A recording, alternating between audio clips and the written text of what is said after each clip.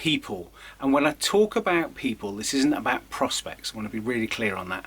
This is about people involved in your sales process. So this is all of those that feed into the sales and the marketing that you do.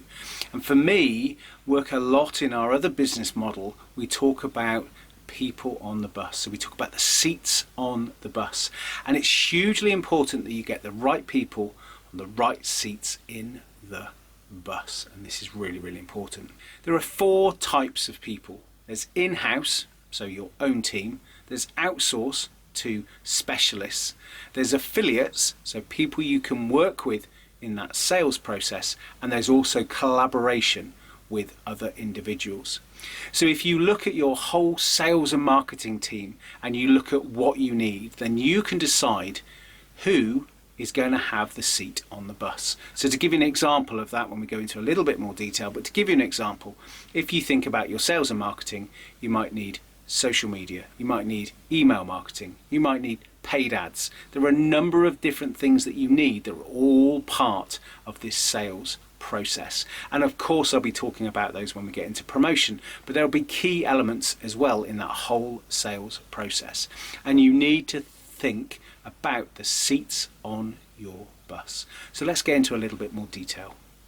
Okay, so when we look at those seats, let's look at in-house. So in-house might just be you, but it might be you and another, or it might be you and a few others. But let's just think about who you've got in-house. What skills can they do? So in-house has lots of benefits because you've got those people there available to you full-time or part-time, but you know they are there and you know the cost they're going to be. But also you can look at outsource, and outsource now is becoming more and more common. You can outsource elements of your business to others. So you might outsource some of your paid ads, you might outsource some of your graphic design, just for an example. You might even outsource some of your lead generation using telemarketing. So you can outsource those. I mean, there's great benefits with outsource. You're actually bringing in tried and tested expertise that, yes, has a cost attached to it, but you very much pay as you use, or pay as you go, or you buy in bundles. So again, you're really clear in terms of what you're buying in. So you're buying in the specialism and you're paying for only when you need it. You don't have any of the other costs associated with it. And again, that's a really good model to use. And of course, we do that a lot for our clients. They outsource a huge majority of their sales and marketing to us. There are other specialists out there as well that you can look at, and you can just use on a small or a larger basis required that you need.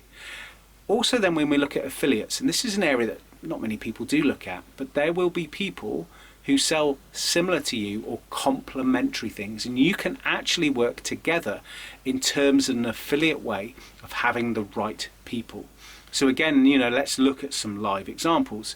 You might look in terms of your business, the kind of people that you're selling to might be right for somebody else. You might be able to pass on a complementary goods, products or services through an affiliate. Now, if you're working with an affiliate, then yes, they get paid, you get paid by terms of promotion and sales. But again, you can tap into a market of whatever teams they've got as well that you might be able to get some assistance with.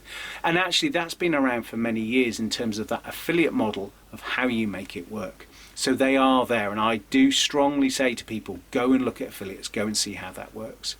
Another area that you might want to look at is collaboration. So a collaboration is where you can do a skill share or similar. And when you look at that, that's great to be able to use where you've got two growing businesses that you can complement each other, and you actually do an exchange. So there's not so much money involved, it's much more about that.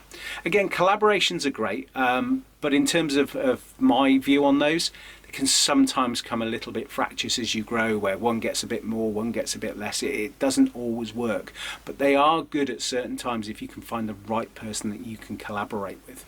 So it's really key when you look at the people that you need and the seats on the bus, even if it's for the longer term, write down every single thing that you need, and then by writing every single thing down, actually put a priority of what do you need now. And again, particularly when you're starting out, you don't have a huge budget, but again, you can look at how can you work wisely to be able to get people to do things that either you can't do, don't do, or you just don't have the time to do, and you need to really think strongly about that as well. So that whole area of people is hugely important. It's probably one of the things that most people miss out on.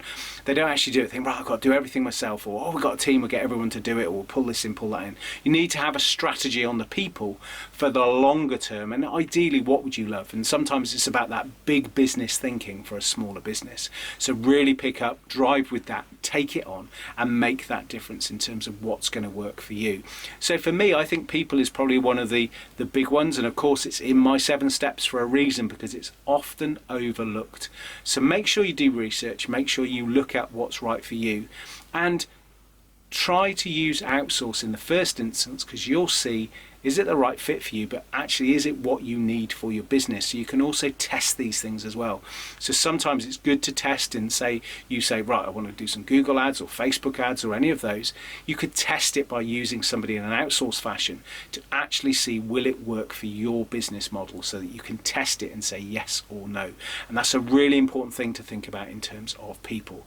So write down every single seat on your bus from a sales and marketing perspective, and see, can you do it in-house? Can you do it now? Who could you go and find to be able to do it?